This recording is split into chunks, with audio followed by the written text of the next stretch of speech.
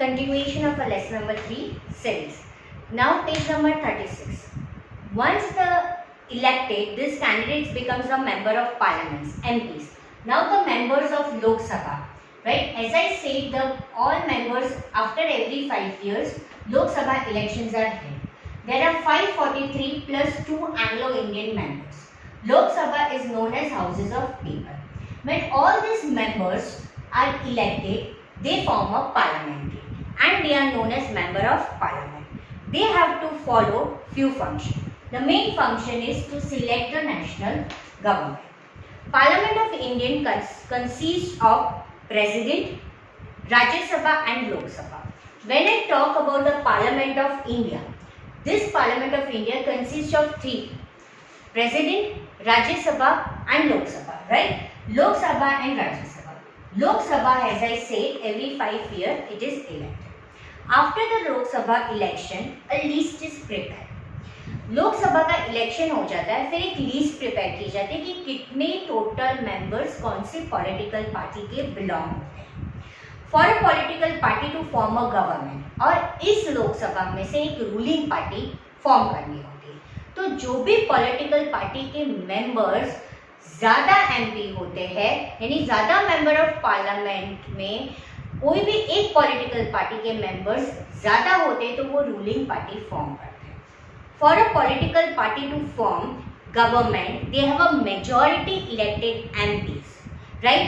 Since there are 543 elected plus 2 Anglo-Indian members in Lok Sabha, तो majority के लिए मान लो कि बीजेपी को रूलिंग पार्टी करना है तो टोटल उसको कितना चाहिए, 272 मेंबर्स होने चाहिए. बाकी जो भी मेंबर्स बचे उसको अपोजिशन पार्टी बोलते हैं. उसको क्या बोलते हैं? अपोजिशन पार्टी बोलते हैं, राइट? कई बार ऐसा होता है कि कुछ मेंबर्स के लिए पॉलिटिकल पार्टी रूलिंग पार्टी नहीं फॉर्म हो सकती है, तो वो कुछ 2 या 3 दूसरे पॉलिटिकल पार्टी के मेंबर्स मेजॉरिटी के साथ ज्वाइन हो जाते हैं, उसको कोलिएशन फॉर्म्ड बोलते हैं. Largest among this parties are called the opposition party. Okay, so this is the how the ruling party. One of the most important function of Lok Sabha. अब लोकसभा में रूलिंग पार्टी फॉर्म हो गई. अब इस रूलिंग पार्टी का main काम है कि उसके एग्जीक्यूटिव को वो सिलेक्ट करे. That is the second organ of our government, right? Now ये एग्जीक्यूटिव का काम क्या है? उनका काम है कि जो भी लेजिस्लेटिव ऑर्गन्स ने लॉ बनाए हैं वो लॉ पे वर्कआउट करें, राइट? यानी पार्लियामेंट्री में जो भी लॉ बने हैं वो एग्जीक्यूटिव को इम्प्लीमेंट करते हैं. This executive is often what we have in mind in term of government, यानी वो एग्जीक्यूटिव्स है जिन्हें लॉ पे वर्क करना है. प्राइम मिनिस्टर ऑफ इंडिया जो भी होता है वो लीडर होता है रूलिंग पार्टी का जो लोकसभा में फॉर्म होता है, ठीक है? तो लोकसभा में जो रूलिंग पार्टी होती है उसमें से पीएम यानी prime minister of India select होता है from the member of parliament जो उसकी पार्टी में बिलोंग होता है. प्राइम मिनिस्टर उसमें से ही काउंसिल ऑफ मिनिस्टर सिलेक्ट करते हैं जो उनको हेल्प करेगा, और ये मिनिस्टर्स का काम होगा हेल्थ देखना, एजुकेशन देखना, फाइनेंस देखना. उनका काम होगा गवर्नमेंट को स्मूथली फंक्शन करना, ठीक है? I am repeating again. Lok Sabha में जब रूलिंग पार्टी फॉर्म हो जाती है, रूलिंग पार्टी का लीडर जिसको प्राइम मिनिस्टर बोलते हैं वो प्राइम मिनिस्टर इंडिया के लिए काम करेगा. प्राइम मिनिस्टर का काम होगा उसके अंडर दूसरे काउंसिल ऑफ मिनिस्टर्स सिलेक्ट करें. वो काउंसिल ऑफ मिनिस्टर्स में से एक होम मिनिस्टर, एक हेल्थ मिनिस्टर, एक फाइनेंस मिनिस्टर, एक स्पोर्ट्स मिनिस्टर, जिसका काम होगा गवर्नमेंट को स्मूथली रन करने का. Often time in recent past it has been difficult. कई बार सिंगल पॉलिटिकल पार्टी नहीं फॉर्म होती है, तब मेजॉरिटी को दूसरे पॉलिटिकल पार्टी की हेल्प चाहिए होती है और वो कोलाइड हो जाते हैं, यानी वो एक साथ मिलके कोलिशन गवर्नमेंट फॉर्म करते हैं. Now over here in page number 37 you can see 2 pictures. These 2 buildings of Central Secretariat, the South Block and North Block. Both were built in 1930s. Left is a South Block जहाँ पे prime minister का office है. Minister defence है और minister external affair है। North block is a photo on the right, जहाँ पे finance minister और होम मिनिस्टर की ऑफिसेस है। तो यहाँ पे हमें पिक्चर्स दिखाए हैं। ये पिक्चर्स की इंफॉर्मेशन मैं इसलिए आपको शेयर कर रही हूँ कि ये आपको एग्जाम में पिक्चर आइडेंटिफिकेशन में आ सकता है। तो जो लेफ्ट हैंड साइड में पिक्चर है वो साउथ ब्लॉक का है, वहाँ पे प्राइम मिनिस्टर की ऑफिस, मिनिस्टर ऑफ डिफेंस और मिनिस्टर ऑफ एक्सटर्नल अफेयर की है। राइट हैंड साइड पे नॉर्थ ब्लॉक की है, वहाँ पे minister of finance, minister of home affairs होते हैं। दूसरे मिनिस्टर्स होते हैं यूनियन गवर्नमेंट के, वो भी न्यू दिल्ली में अलग अलग बिल्डिंग से वर्क करते हैं। Now we will see about the second house of parliament, that is Rajya Sabha. Now Rajya Sabha में लोकसभा की तरह, लोकसभा में एवरी 5 years में इलेक्शन होता है, राज्यसभा में 2.5 years में इलेक्शन होता है। यहाँ पे पूरे मेंबर्स का इलेक्शन एक साथ होता है, जबकि राज्यसभा में 1/3 पीपल रिटायर, 1/3 रिटायर होते हैं, दूसरे इलेक्ट होके आते हैं, तो वो कंटिन्यूअस साइकिल चलता है। इसीलिए इसको परमानेंट हाउस बोला जाता है, क्योंकि ये राज्यसभा के मेंबर्स होते हैं वो कभी एक साथ रिटायर नहीं होते, और लोकसभा को टेम्पररी हाउस बोला जाता है। यहाँ पे टोटल मेंबर्स होते हैं 543 प्लस 2 एंग्लो इंडियंस। यहाँ पे 233 इलेक्टेड मेंबर्स होते हैं और 12 मेंबर जो प्रेसिडेंट इलेक्ट करते हैं वो सिलेक्ट करते हैं। इसे हाउसेस ऑफ पीपल बोला जाता है और इसे काउंसिल ऑफ स्टेट्स बोला जाता है, राइट। अब यहाँ पे राज्यसभा के पास ज्यादा पावर होता है, क्योंकि ये पास करता है बिल। क्या पास करता है? बिल। भले political party, ruling party Lok Sabha में होती है, पर राज्यसभा के पास पावर है to pass the bill. It is known as a permanent house, it is known as council of states. Now why it is known as council of states? क्योंकि हर एक स्टेट्स में से जो मेंबर ऑफ लेजिस्लेटिव असेंबली होते हैं वही elect होके मेंबर होते हैं राज्यसभा में। यहाँ पे we people don't, we citizen don't play any role in election, that's why it is a indirect election. It is known as houses of people. Why Lok Sabha is known as houses of people? क्योंकि यहाँ पे जितने भी representative है वो citizen से election होके आते हैं। Again I am clearing why Rajya Sabha is known as council of states, क्योंकि हर एक स्टेट्स में से जो मेंबर ऑफ लेजिस्लेटिव असेंबली होते हैं वो ही इलेक्ट होकर राज्यसभा के मेंबर बनते हैं। Page number 37, Rajya Sabha also have few functions. Rajya is have a right to pass a bill which after 3 readings become a law. Therefore it is very important role it plays. Member of Rajya Sabha elected by the elected members of legislative assemblies of various states. There are 233 elected members plus 12 members which are nominated by President. Clear with this point? Now we will see a second function, or we can say we will see our second role played by the parliament. The second role played by the parliament is to control, guide and inform the government.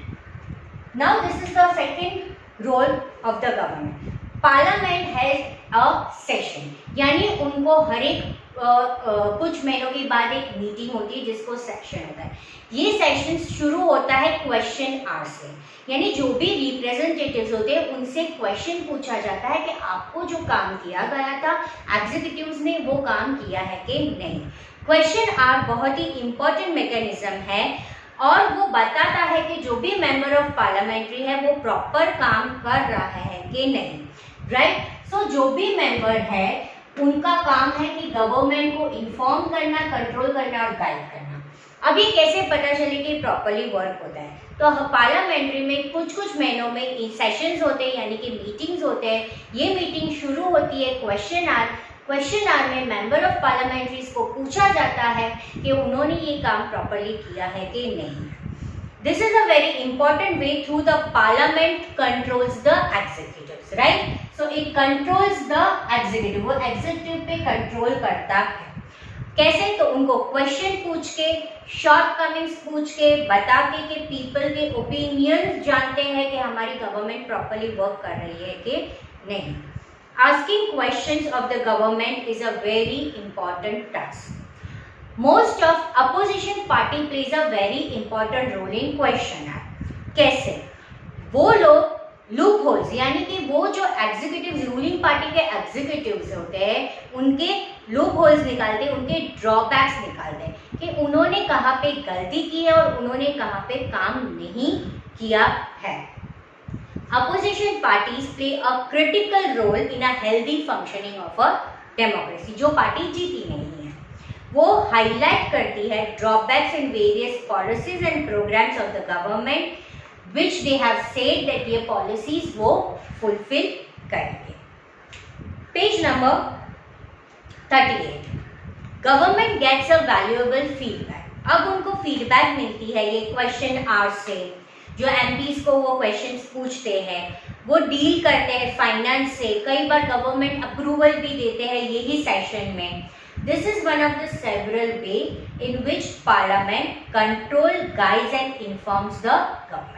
तो यही session में वो control, guide और inform करते हैं government. The members of parliament as representative of people, जो भी members है वो पीपल के रिप्रेजेंटेटिव है, उनका बड़ा रोल है controlling, guiding and informing the parliament. So parliament to keep it in the functioning have this intervals, have this session.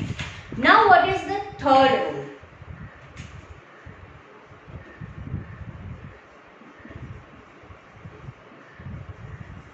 Third role, as we have studied in chapter 1, that main organ of our government is to make a law. It is a law making, which we will study in next chapter in detail, that how that law making part plays a important. Now we will study who are the people in this representative.